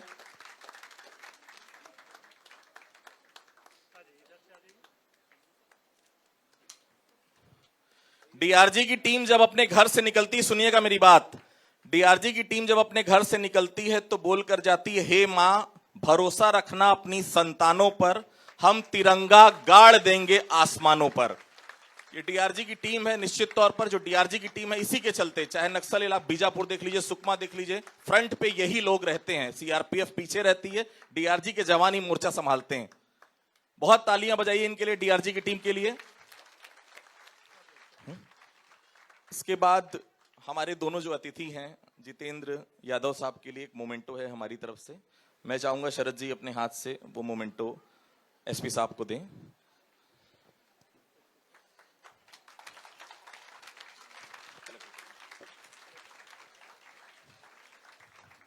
आदरणीय कलेक्टर साहब के लिए एक मोमेंटो, भगवान राम की मूर्त है।